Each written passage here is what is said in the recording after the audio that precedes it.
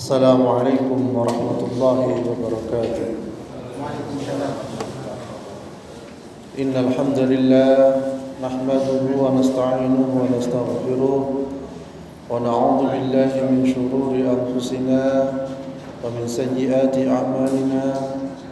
أشهد أن لا إله إلا الله وحده لا شريك له وأشهد أن محمدا عبده ورسوله.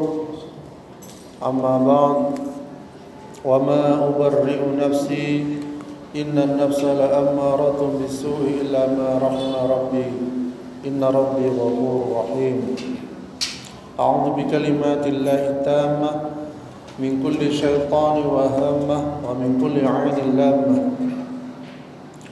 Alhamdulillah yang kami hormati jamaah salat Isya dan salat tarawih Masjid Al-Furqan Tanggul. Bersyukur kita kepada Allah Subhanahu wa taala atas segala nikmat yang diberikan kepada kita sekalian. Terutama insyaallah kita menghadapi 10 hari terakhir di bulan Ramadan ini merupakan ibadah yang harus kita maksimalkan agar ibadah kita juga diterima oleh Allah Subhanahu wa taala. Jamaah sekalian yang dirahmati Allah, pada sebuah kisah seseorang yang terhalang terkabulnya doa bukan karena hal yang besar, bukan karena hal yang dianggap wah, tetapi dia terhalang terkabulkan doa karena satu butir kurma. Ya. Usai menunaikan ibadah haji, ya, ini merupakan kebanggaan kita sekalian. Beliau bernama Ibrahim bin Adam. Ketika beliau sudah melaksanakan ibadah haji, berniat menjalankan ziarah ke Masjidil Aqsa. Dan untuk bekal perjalanan beliau membeli 1 kilogram kurma. Ya, ini merupakan makanan musafir yang paling awet, insyaallah mengenyangkan dan bergizi lezat, ya. Kurma. Jadi beliau membeli 1 kilogram kurma. Ya. Dan belinya di seorang pedagang tua di dekat Masjidil Haram Mekah. Kemudian setelah kurma ditimbang, dibungkus, Ibrahim itu melihat sebutir kurma tergeletak di dekat timbangan. Menyangka kurma itu bagian dari yang ia beli. Kemudian Ibrahim memungut dan memakan kurma itu. Setelah itu ia berangkat menuju Masjidil Aqsa. 4 bulan kemudian Ibrahim tiba di Masjidil Aqsa. Perjalanan yang sangat panjang dari Mekah ke Masjidil Aqsa, entah naik onta mungkinnya 4 bulan baru nyampe. Ketika tiba di Masjidil Aqsa, ia suka memilih tempat beribadah pada sebuah ruangan di bawah kubah Sakhra. Ia sholat dan berdoa khusyuk sekali. Ya, ketika dia sholat berdoa, tiba-tiba terdengar percakapan 2 malaikat tentang dirinya. Itu Ibrahim bin Adam, ahli ibadah yang zuhud dan warok, yang doanya selalu dikabulkan Allah Subhanahu wa taala. Malaikat yang satu ngomong seperti itu. Tetapi malaikat yang satunya lagi ternyata ngomongnya lain. Tetapi sekarang tidak lagi. Doanya ditolak karena 4 bulan yang lalu ia memakan sebutir kurma yang jatuh dari meja seorang pedagang tua di dekat Masjidil Haram. Ya. Kemudian Ibrahim ini terkejut sekali. Ya.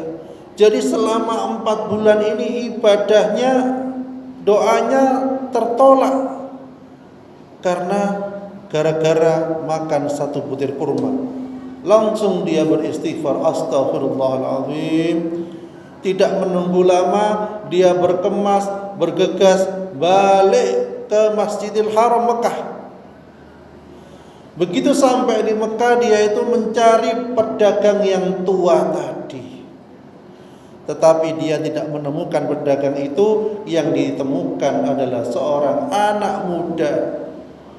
Ketika ditanyakan kepada anak muda tadi, kemana orang tua itu? Inna lillahi wa inna ilaihi raji'un. Ternyata sudah meninggal dan diteruskan oleh anaknya yang masih muda itu tadi. Akhirnya diceritakan, mendengar seperti itu, Ibrahim itu minta keikhlasan kepada anak muda tadi. Ya. Akhirnya dijawab oleh anak muda itu, bagi saya tidak masalah, keikhlasan bagi saya tidak ada masalah, kata anak muda itu. Insya Allah saya halalkan. Tapi entah dengan saudara-saudara saya yang jumlahnya 11. Ya.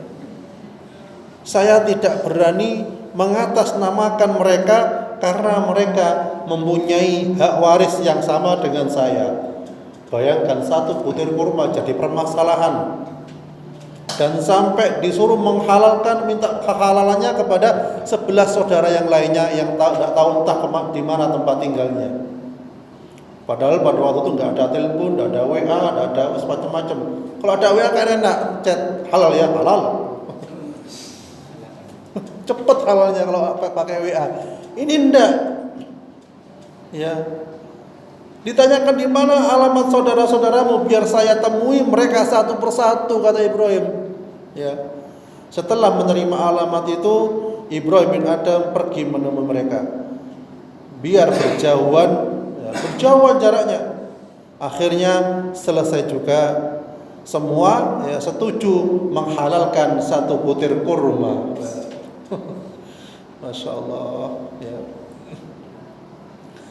Jadi ternyata satu butir kurma yang jatuh itu tidak masuk timbangan, ternyata memang jatuh. Ya. Padahal kita jangankah 1, 2, 3 aja, oke, ambil ya, Insya Allah. Jadi 4 bulan kemudian Ibrahim bin Adam sudah berada di bawah Kubah Sakhra, kembali lagi ke Palestina. 4 bulan lagi, bayangkan makan waktu berapa lama untuk mendekatkan diri kepada Allah. Ya. Akhirnya dia berdoa lagi khusyuk dengan seperti biasanya. Terjadilah percakapan kembali. Itulah Ibrahim bin Adam yang doanya tertolak gara-gara makan sebutir kurma milik orang lain. Ternyata di kalangan malaikat terkenal, tertolak doanya gara-gara satu butir kurma. Tapi malaikat yang lain membalas, oh tidak, sekarang doanya sudah makbul lagi. Ia telah mendapat penghalalan dari ahli waris pemilik kurma itu. Diri dan jiwa Ibrahim kini telah bersih kembali dari kotoran sebutir kurma yang haram karena masih milik orang lain. Sekarang ia sudah bebas. Ya. Jadi dari cerita di atas menunjukkan bahwa walaupun sebutir biji kurma yang bukan hak kita, tetapi kita ambil dan kita makan, maka akibatnya ternyata bisa fatal. Oleh sebab itu kita harus berhati-hati ya terhadap kehalalan harta. Ya, dari sini kita berpikir, lah kok tidak takut orang yang mengambil harta orang lain, orang yang mengambil harta rakyat, orang yang mengambil harta yang sekian miliar, bahkan terbaru terkenal ratusan triliun. Lah kok tidak takut hisab jadi akhirat lebih lama? Bayangkan ketika seseorang dikumpulkan di padang mahsyar, begitu panasnya matahari sejarak 1 mil, dan setiap orang dihisab berdasarkan amalannya, dan ketika masa tunggu itu kurang lebih 50.000 tahun di padang mahsyar menunggu masa hisabnya.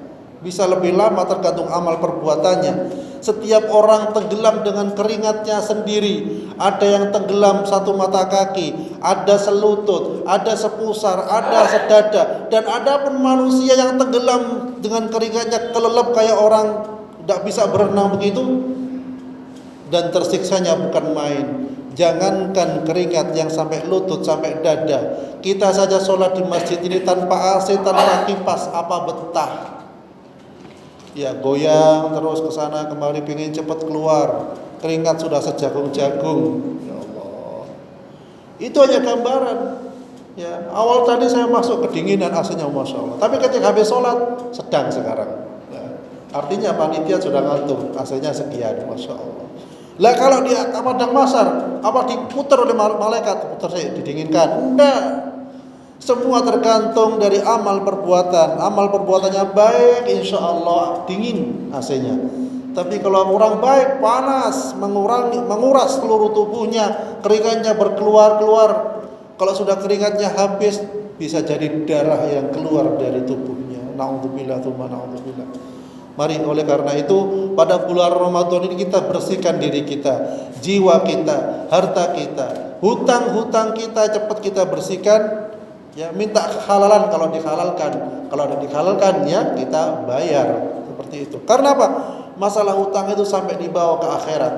Jangan terlena dengan belanja ke mall, ya ke toko-toko, beli kue, beli ini, beli itu sebagainya. Hutangnya masih banyak, malu di hadapan Allah Subhanahu wa taala.